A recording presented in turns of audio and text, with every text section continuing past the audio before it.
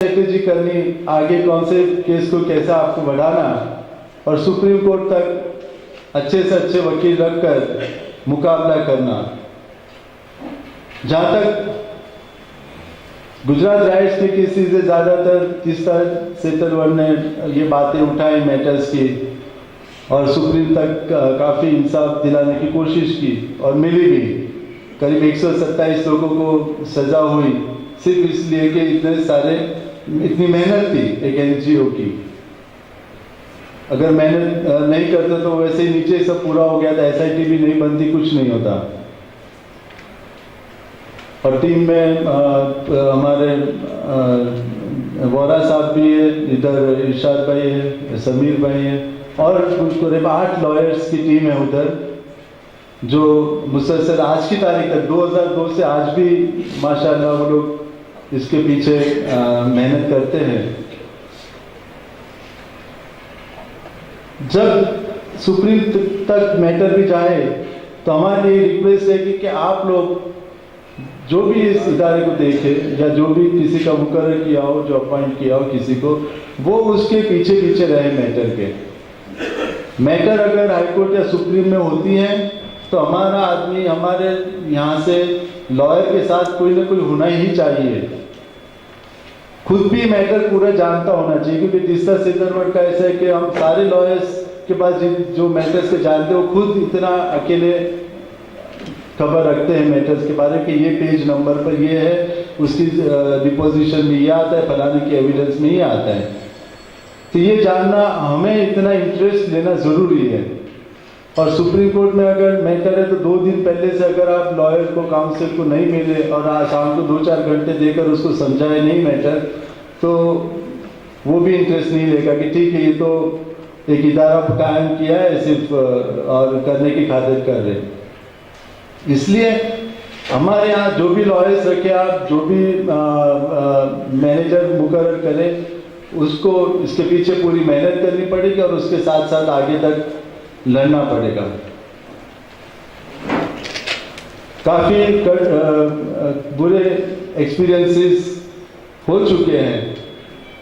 High court में देखा जाए तो हमने तो बेस बेकरी हो या नरोडा हो या गुलबर्ग सोसाइटी, जो भी केसेस है, एक केस में एक्सपीरियंस ऐसा हुआ कि रिवीजन हमने कंप्लेनेंट तरफ से की थी तो कोर्ट ने बोला आप की रिवीजन नहीं हम सुनेंगे। उन दिनों में कंप्लेनेंट का कोई राइट नहीं बनता था, रिवीजन का, अपील का राइट जो आया वो 2010 के बाद आया। तो खैर रिवीजन हम नहीं सुनेंगे, सरकार की अपील आ गई, हम देख लेंगे। तो वो मैटर कम से कम 8-10 दिन चली। तो अब उस दौरान हमारी रिवीजन नहीं सुनी तो हमने एफिडेविट कर दी कंप्लेनेंट की तरफ से और कंप्यूटर से डाल दी। पहले हमने रिटर्न आर्ग्यूमेंट्स दिए तो कोर्ट ने नहीं लिए, लेकिन नहीं आपका रिटर्न आर्ग्यूमेंट्स भी हम नहीं लेंगे। फिर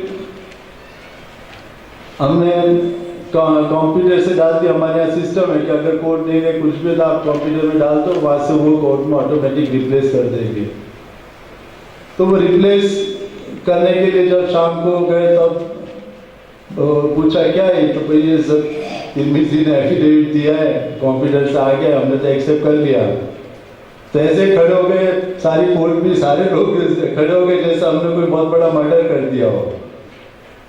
फिर हमें बुलाकर बताया कि इस मैटर से आप हट जाओ, ये मैटर विथड्रॉ कर लो एफिडेविट, वरना आपकी कैरियर खत्म हो जाएगी, जाके विथड्रॉ कर लो।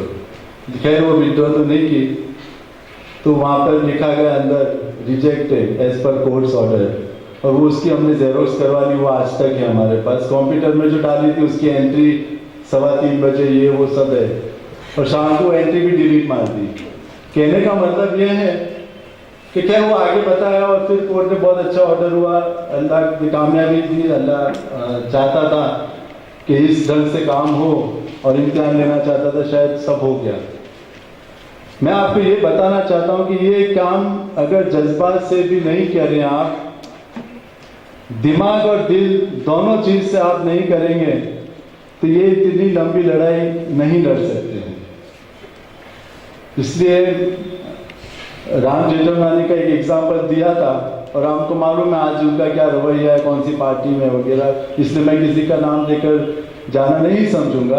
लेकिन इस किस्म के केसेस में अगर कोई और सिर्फ करने की खातिर करता हो लॉयर, तो ठीक है भाई, सर ने नाम बोल दिया जज ने, ठीक है हो गया, घर जाओ, जाके बैठ जाए। आपको फीलिंग होनी चाहिए कि ये हम पर जुल्म हुआ है, ये गलत हुआ है और हमें इंसाफ के लिए लड़ना है। ये फीलिंग बहुत ही कोई सेक्युलर गैर मुस्लिम हो या मुस्लिम हो, जो हिम्मत से ये कर सके वही कर सकता है। इसलिए नॉन मुस्लिम वकील रखो या कोई भी वकील रखो, उससे कोई फर्क नहीं पड़ता। मेरा कहने का मतलब है कि इतना जज्बाती इंसान होना चाहिए। अगर नॉन मुस्लिम में भी गैर मुस्लिम में भी आप आइडेंटिफाई कर सकते हो इस किस्म के इंसान को, तो आप रखिए, लेकिन वो बहुत मुश्किल मेरे ख्याल से, मेरे तजुर्बे से मिला, ऐसा हुआ है। एक ऐसा एक और फेक एनकाउंटर की मैटर चल रही थी हाईकोर्ट में। हाईकोर्ट ने SIT बनाई, स्पेशल इन्वेस्टिगेशन टीम, कि जो सुप्रीम कोर्ट ने राइट्स की मैटर के लिए SIT है, उसी को हम ये एनकाउंटर की तपास दे देते। और CBI को तो वो मांगते ही नहीं थे लॉयर, क्योंकि वो करने की खातिर करते हैं ना कभी। तो ठीक है, सुप्रीम कोर्ट की जो SIT है उसी को हम दे देते तपास, दे दिया, ऑर्डर हो गया। दूसरे दिन हमारी राइट्स की एक मैटर सुप्रीम कोर्ट में थी। तब सुप्रीम कोर्ट में बात निकली कि भाई अभी तो SIT बहुत बिजी हो गई है और भी एक फेक एनकाउंटर का केस आ गया है। आपके तो जो राइट्स का केस आपने दिया था ये SIT को, लेकिन अब तो एक फेक एनकाउंटर, फर्जी एनकाउंटर का भी केस उनके ऊपर डाल दिया, तो बिजी हो जाएंगे।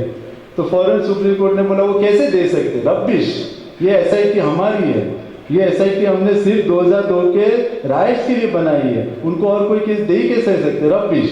सिर्फ इतनी कमेंट करी। फौरन वो एडवोकेट पहुंच गए चैम्बर में, यहाँ पर उनको खबर मिल गई फोन पर, वहां से तो मुखबिर तो रहते ही है। तो वो पहुंच गए चैम्बर में, सर आपका बुरा दिखने वाला है, कोर्ट तो नाराज है, अभी तो सुप्रीम में सिर्फ बातचीत ही हुई है। तो फौरन स्पीकिंग टू मिनट करवा दी, एक एप्लीकेशन, और SIT चेंज कर दी कि ये जो ऑर्डर था वो रिकॉल कर देते और दूसरे ऑफिसर्स को दे दिया जाए काम। कहने का मतलब ये है कि ये जाकर चैम्बर में जाकर बोल देना कोई जरूरी नहीं था, लेकिन अच्छा दिखाने के लिए खुद का कि सर आपका बुरा दिखेगा, सुप्रीम कोर्ट बहुत नाराज होने वाली है, और फिर अगर वो नाराज हो जाएगी, ऐसा चल रहा है तो गुजरात के बाहर भेज देगी वो, तो आप और यहाँ के लोग बहुत फंस जाएंगे।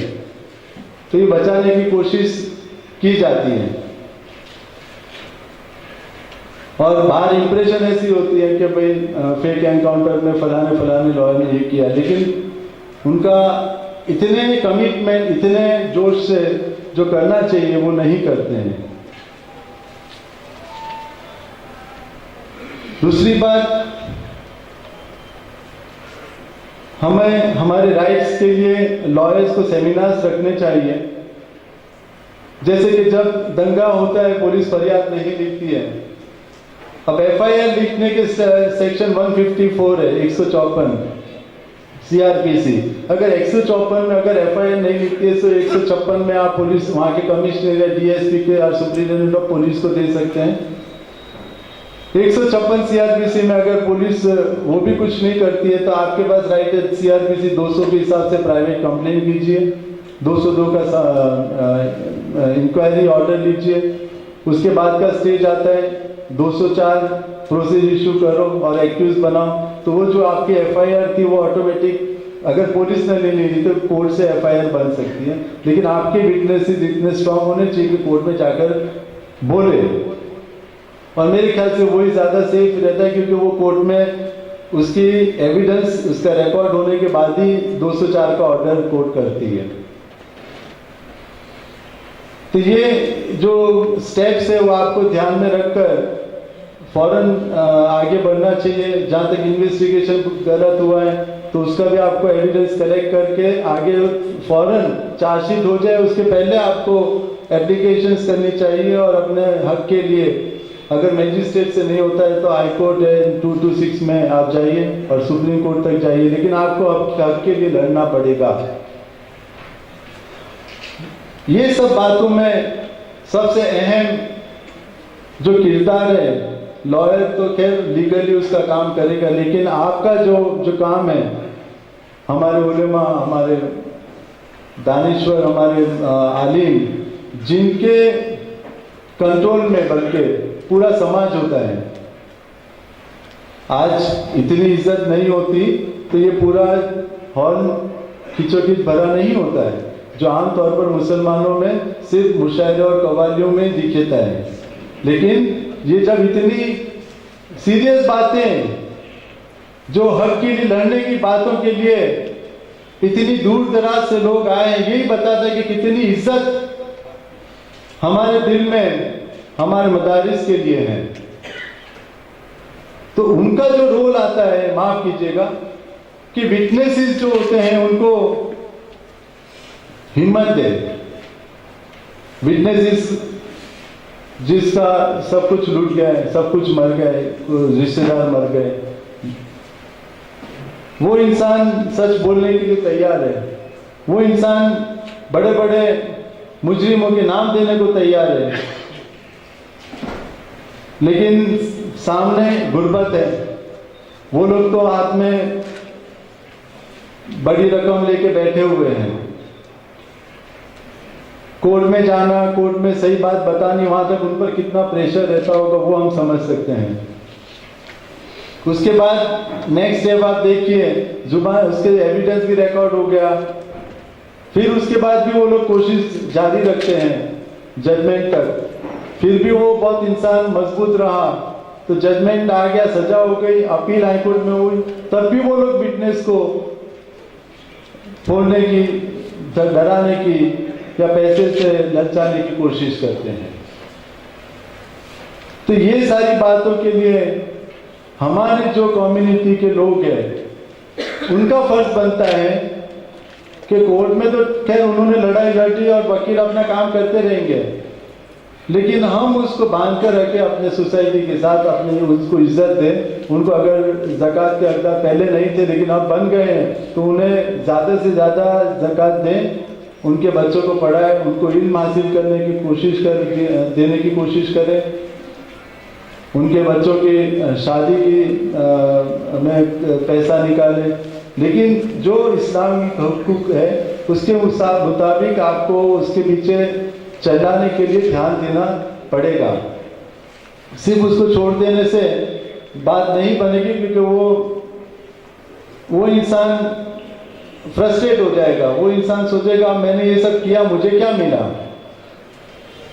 तो उसको ये भी समझाना पड़ेगा कि हमारे नाइंसाफी सहना भी बहुत बड़ा गुनाह है, और आपने जो कुछ किया हिम्मत से किया, अल्लाह इसका अजर देगा। लेकिन आपको ये सारी बातें उसको समझानी पड़ेगी और समझाते रहनी पड़ेगी। छोड़ देने से, या तो फिर जब भी राइट्स हुए तो थोड़े दिन रिलीफ कैंप में जाकर अनाज दे दिया, पानी दे दिया, ये दे दिया, खाना पीना हो गया, 10, 15, 20 दिन बाद उसको छोड़ दिया, तो वो मेरे हिसाब से, मेरे तजुर्बे से वो सही नहीं है। उसके लिए उसको तय तक पहुंचाने के लिए मेहनत करनी चाहिए कि आपको जिन लोगों ने जुल्म किया है उनको आप जेल में सजा करवाने के लिए आप क्या कर रहे हो। अगर आपने देखा है, अगर आप पहचानते हो तो कोर्ट में आपको बोलना चाहिए, और एक बार सजा हो जाएगी तो दोबारा इस किस्म के हादसे नहीं बनेंगे। एक मैसेज जाएगा। 2002 के बाद ऐसा कोई बड़ा हादसा नहीं हुआ, क्योंकि इतने सारे लोग अंदर थे। फेक एनकाउंटर्स भी जब बात उठी 2007 से, तो सब बंद हो गए।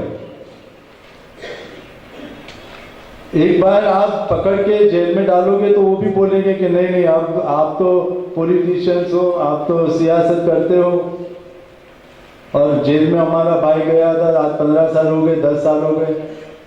तो ये एक मैसेज जाना बहुत जरूरी है।